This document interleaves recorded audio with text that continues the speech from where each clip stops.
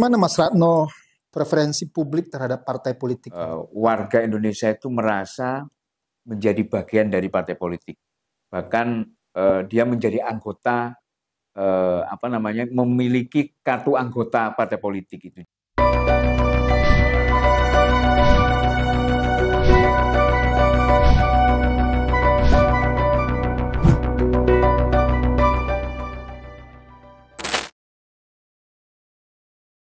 Kawan-kawan, kita bertemu kembali dalam rilis survei Indopol. Kali ini kita akan membahas tentang elektabilitas partai politik berdasarkan survei Indopol 5-11 Juni 2023 yang lalu.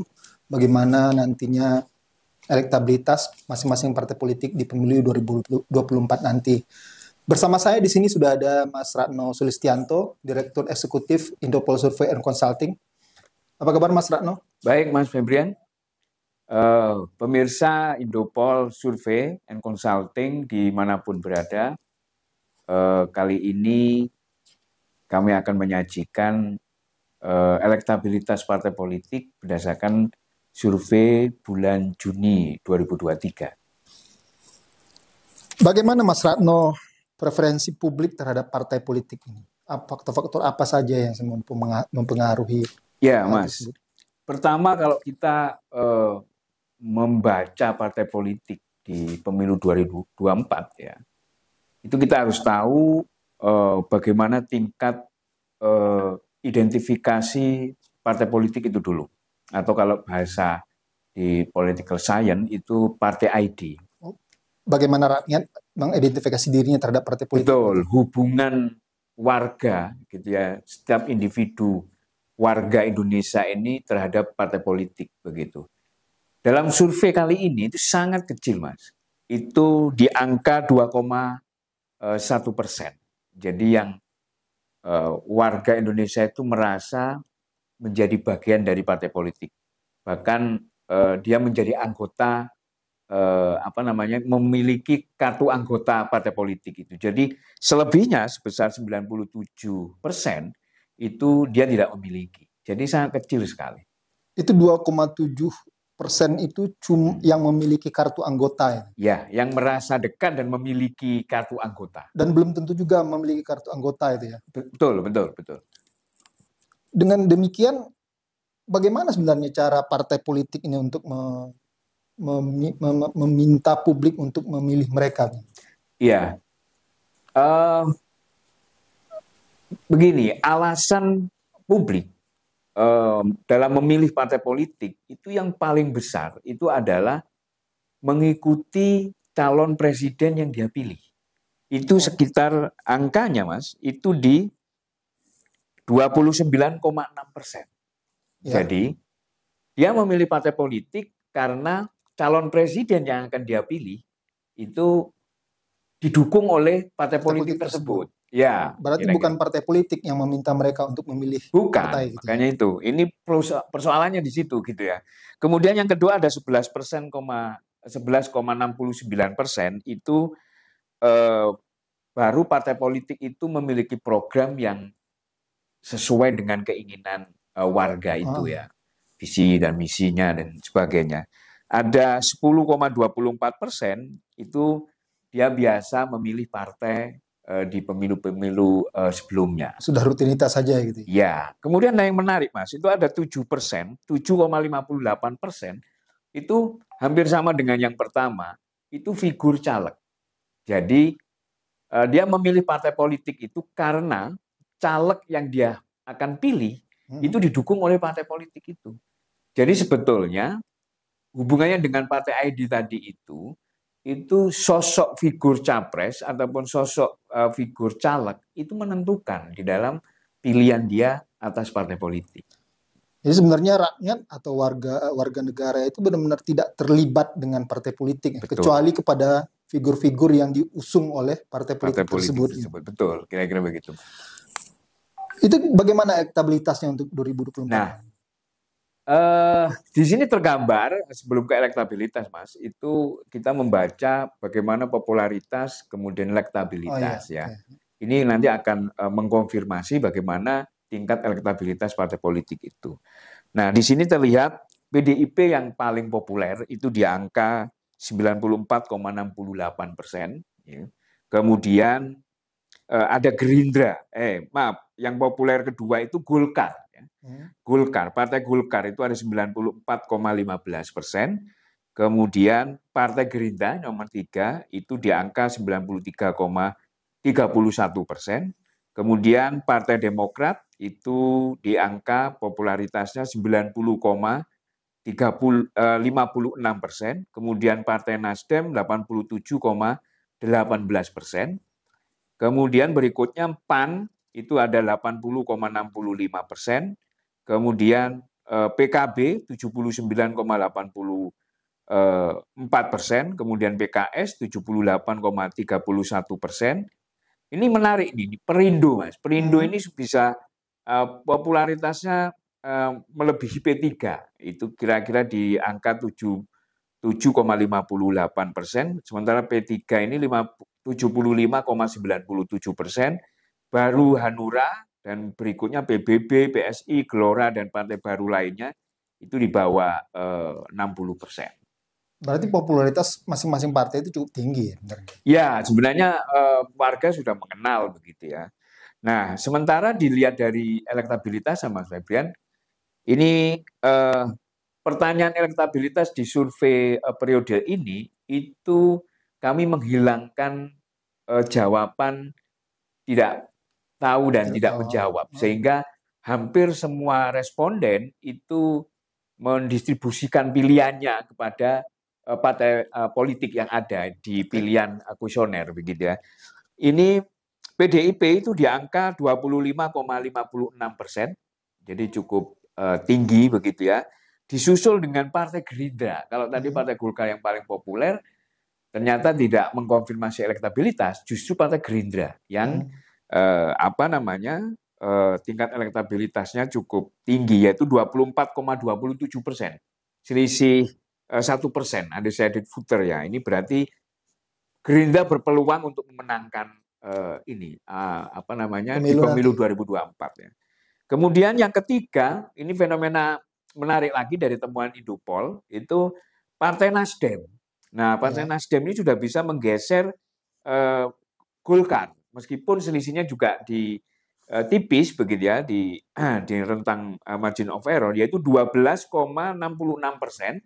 Sementara Partai Golkar itu 12,18%, Mas. Ini agak mengejutkan Mas Ratno. Ya, nanti akan nampak di trennya kenapa kemudian Nasdem ini pada posisi ketiga. Ya. Kemudian yang keempat adalah PKS itu di angka 5,89%. PKS nomor 4. PKS nomor 5, Mas. Nomor 5. Ya. Nasdem tadi ya. Nah, kemudian PKB, ini PKB agak turun dikit gitu di 4,76%, kemudian Partai Demokrat 4,11%, PAN PAN ini kalau dilihat dari tren di survei Indopol ini naik, ada 2,9%, kemudian Perindo, ini mengkonfirmasi tadi ya, Perindo di 1,45%, kemudian Hanura 1,37% dan P3 1,21%. Lainnya di bawah 1%, seperti misalkan Partai Buruh, Umat, Garuda, PKN, PSI, Gelora, dan PBB. Seperti itu, Mas. Nah, ini saya akan jelaskan trennya. Ini menarik, Mas. Ya. Tren elektabilitas partai politik sejak di survei Indopol bulan November 2021.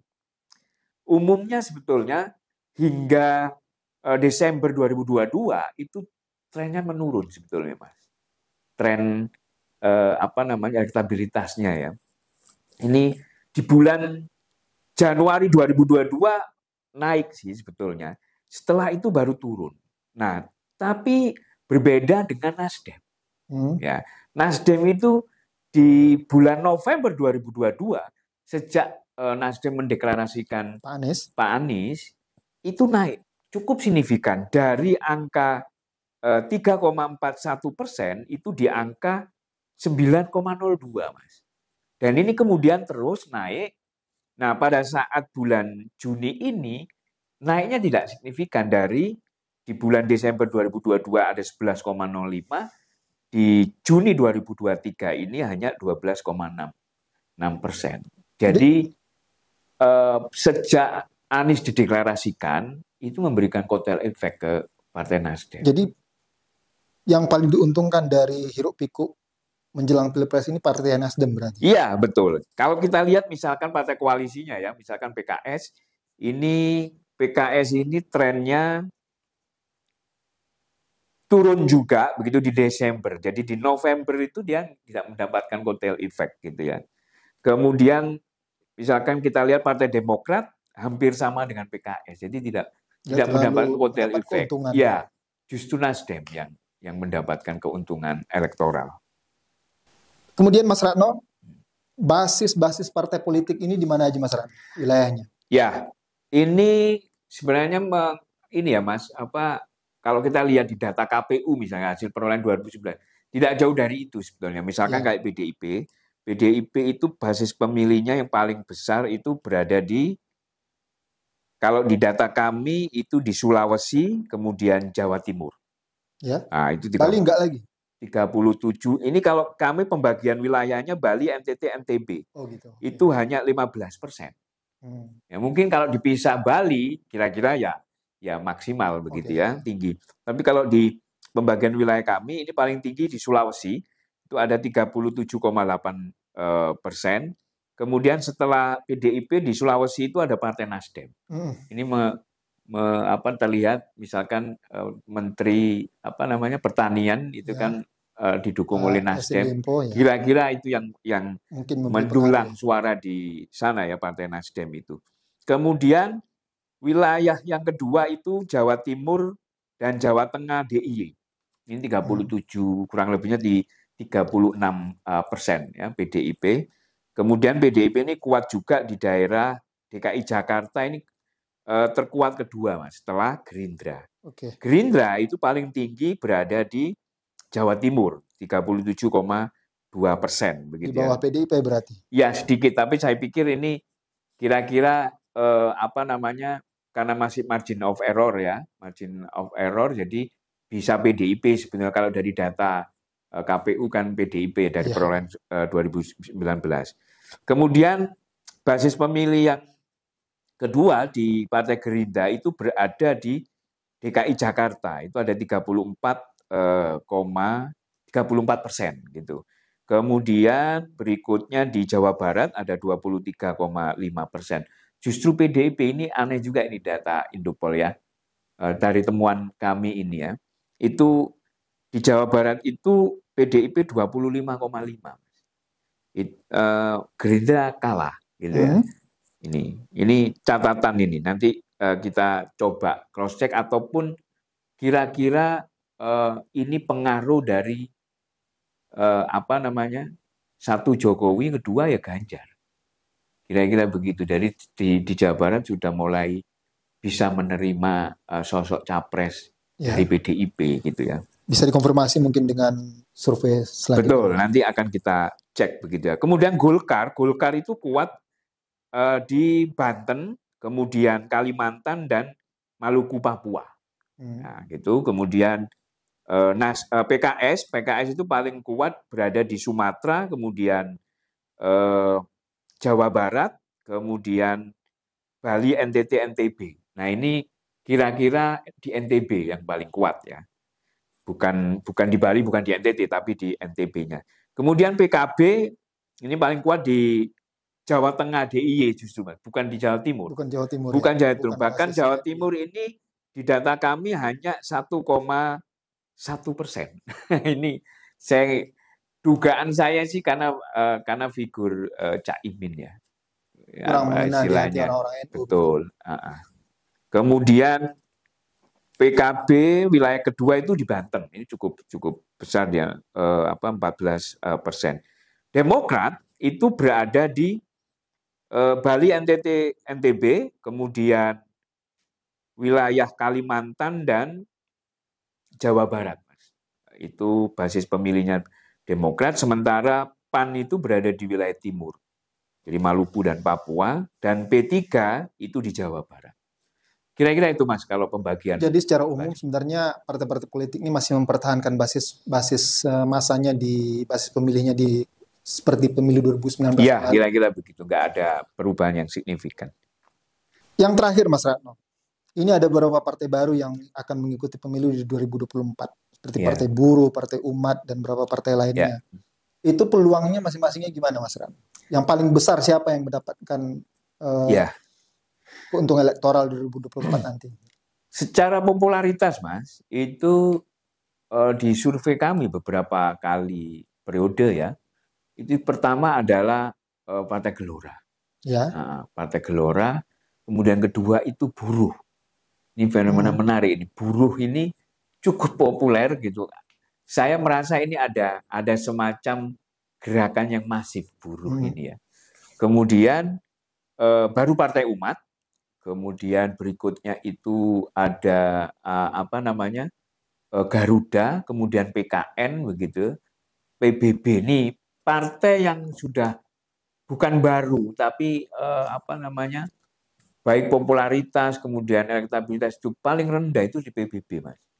Nah ini peluang partai baru ini kan begini, hampir semua partai baru itu pecahan dari partai yang lama. Ya. Artinya ini apa namanya antitesis begitu. Misalkan Partai Gelora itu di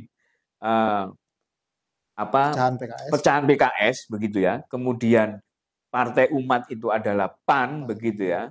Kemudian PKN kira-kira itu Demokrat begitu ya. Ini asumsi umumnya begitu. Dan yang benar-benar baru Partai Buruh. Nah, yang benar-benar baru adalah Partai Buruh. Ini kalau kita melihat dari sekian partai yang ada, memang yang mengatasnamakan buruh khusus begitu. Kalau dulu kan pernah ada SPSI dan sebagainya. Ini memang Partai Buruh. Mungkin ini isunya tepat dia. Jadi menyatukan Kaum buruh di Indonesia lah kira-kira begitu. Nah, pertanyaannya kemudian sejauh mana peluangnya? Untuk Ya, yang masuk ke jelas parlemen maksudnya. ya masuk ke parlemen. Saya menduga belum berpeluang secara ini ya signifikan ya. Namun di wilayah provinsi dan kota kabupaten karena hampir semua caleg dari partai-partai baru ini yang saya ikuti itu yang ex dari apa namanya figur-figur yang dulu pernah mendapatkan kursi di partai sebelumnya. Ini sebenarnya peluangnya di sana. Kira-kira partai baru ini akan mentargetkan bukan di 2024, tapi di 2029 ketika mereka punya modal kursi di tingkat provinsi dan kota kabupaten. Kira-kira itu, Mas. Baik, Mas Ratno. Demikian kawan-kawan, tadi sudah disampaikan oleh Mas Ratno Sulistianto. Salah satu yang terpenting yang saya tangkap itu adalah bahwa Nasdem mendapatkan keuntungan elektoral paling besar dari hiruk pikuk pencapresan masing-masing Pak Prabowo, Pak Ganjar, dan Pak Anies. Kemudian peluang partai-partai baru untuk masuk ke parlemen di 2024 nanti sepertinya masih sangat kabur, dan mereka kemungkinan besar akan menargetkan untuk mengisi anggota legislatif di provinsi, kabupaten, dan kota. Demikian untuk kali ini, kita akan bertemu kembali dalam rilis survei yang akan datang. Salam sehat dan selamat menyambut ulang tahun kemerdekaan Republik Indonesia yang akan datang. Terima kasih dan merdeka.